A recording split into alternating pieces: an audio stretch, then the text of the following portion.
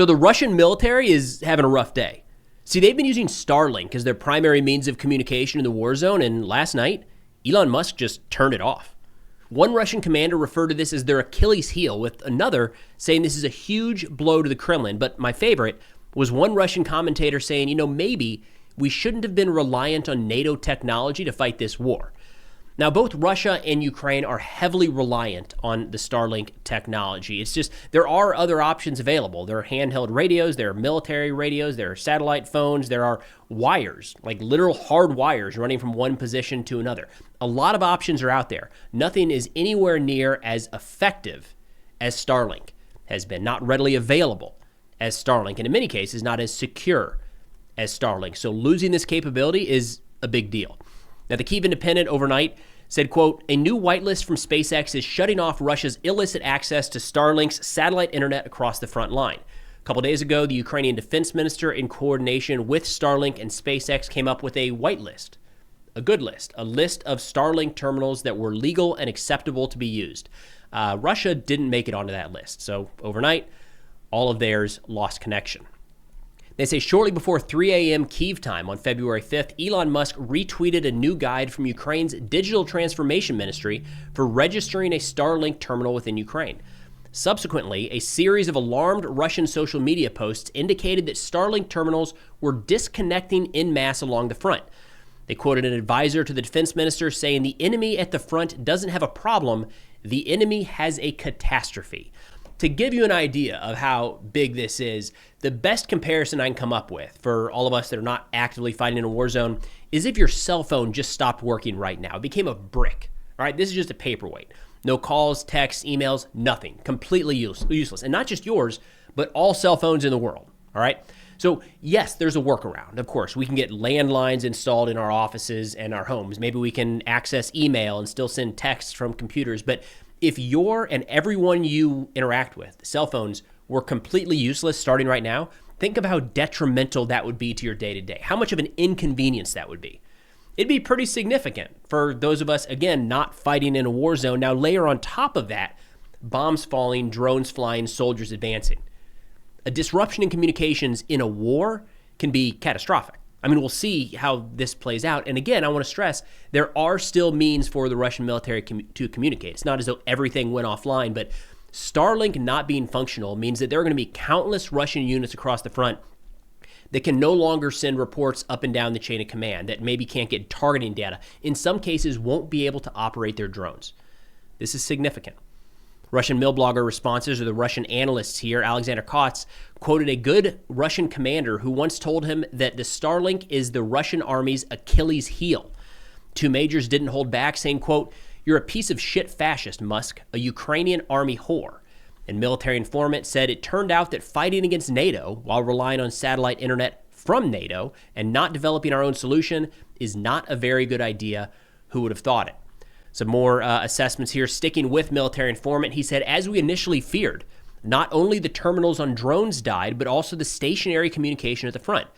Now this throws the communication and combat management of the Russian armed forces back a couple of years to the already forgotten ancient technologies of wired internet, Wi-Fi, and radio communication. Real quick, I want to stress those other means exist. But Starlink has been so fast, so reliable, so secure, so accessible across the front that people are lazy. Like this is just how mankind works. So in a lot of cases, both on the Russian and Ukrainian side, we should note Starlink has been kind of the preeminent mode of communication, and not everywhere along the front is set up for wired communications, wired internet, and or radio communications. Two majors. Another Russian analyst here said, quote, the fact is that in the absence of alternatives, the Russian armed forces use gray Starlinks, or illegally acquired and operated Starlinks, to organize communication at the front. The danger is that this was an easy way compared with creating something of our own.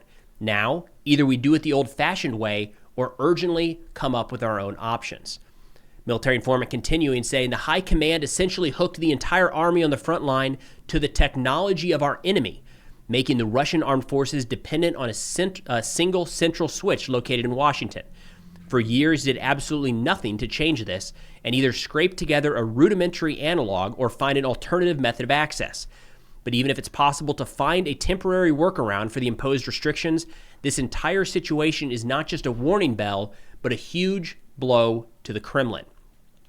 Now, again, I want to stress this does not mean that the Russian army can no longer operate or that they're at a complete standstill. They still do, even with Starlink, have been using handheld communications for a long time that are not reliant on satellite communication. So there is still communication. They are still operating. In fact, the Kyiv Independent, quoting the deputy battalion commander of the 38th Marine Brigade, said, quote, "The Russian assaults have not stopped, but they have slowed down." The chief of staff for Azov's, 1st Azov Corps, said, quote, "For now, there is nothing noticeable. The Russians are not stopping their assaults." And an officer from the 28th Mechanized Brigade said, quote, "So far, I haven't seen any situations where Starlink prevented them from carrying out an assault."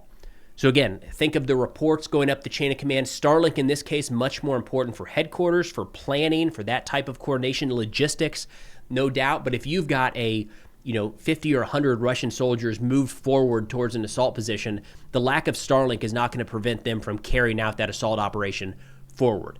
And that's going to be the case for the next couple days at the very least. But big picture, in terms of the structure and the day-to-day coordination and management of the Russian military, this is a shock to their system, to say the least. Now, we actually got some notes across a number of Russian Telegram channels that scammers had started to step in. And it was hard for me to tell exactly.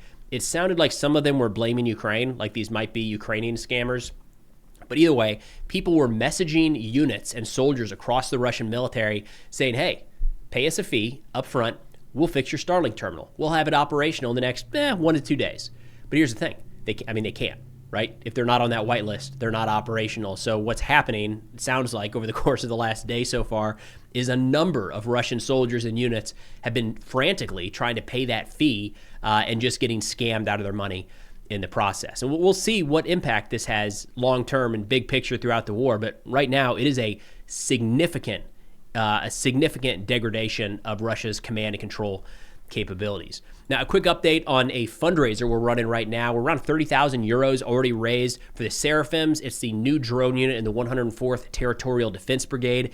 Just a few hours ago, I published an interview with Ihor. He's a driver in the reconnaissance company, talking about these new drone ambushes that Russia is setting up on the road, talking about the challenges of dealing with Russian fiber optic drones landing on the road and waiting for Ukrainian vehicles to come by. He talks in that interview that I'll have linked in the description, as well as the fundraiser, how they mitigate that threat and deal with that new Russian tactic. But again, part of an ongoing fundraiser through Car for Ukraine, picking up a bunch of vehicles for the 104th Territorial Defense Brigade. Now, the peace talks continued today for their second day in Abu Dhabi with the United States, Ukraine, and Russian delegations. Not a lot of news on that front right now. There's been some rumors that maybe there were some breakthroughs. It sounds like maybe the next round of talks might be in the United States. At this point, there's really not a lot to take away from that. Other than the talks happened, we got the standard lines from every party saying, this is great, good cooperation, good coordination, on to the next thing. So not a lot, but we do have one tangible result. There's a sizable prisoner exchange earlier today. I'm going to read out what we got from the Ukrainian and the Russian side, as well as a pretty interesting assessment from a Ukrainian organization about who exactly Russia is wanting to get back in these exchanges. Deep State on the Ukrainian side said, quote, today, following negotiations, the coordination headquarters conducted the first prisoner exchange of the year. 150 military and 7 Ukrainian civilians were released from Russian captivity. 139 of the Ukrainian citizens released today had been in Russian captivity since 2022. Think about that. They quoted the head of the presidential office, Budanov, saying, quote, special thanks to our partners from the United States of America and the United Arab Emirates for their important mediation and assistance. Of course, we have some footage of those Ukrainian soldiers making their way home. 4 years in Russian captivity is wild. Think about that for a second. On the Russian side, they said 157 Russian servicemen were returned from a territory controlled by Ukraine. In addition, 3 citizens, residents of Kursk, have also been returned. They said at present, the Russian servicemen are on the territory of Belarus, where they are being provided with the necessary medical assistance. All released servicemen will be taken to the Russian Federation for treatment and rehabilitation. During the return of Russia's servicemen from captivity, humanitarian mediation efforts were carried out by the United Arab Emirates and the United States. Now, an interesting piece here, kind of an assessment of who is being returned, or maybe more importantly, who's not being returned, came from the Ukrainian I Want to Live project, where they said, who of the Russians did the Russian Defense Ministry request for exchange? As usual, those who were in captivity recently, most have not spent a year. They said 75% of those that were returned are prisoners. They signed contracts with the Russian military while they were in prison. They say, why them? Prisoners are the most disenfranchised category of Russian soldiers. Prisoners are immediately returned to the units to finish their contracts.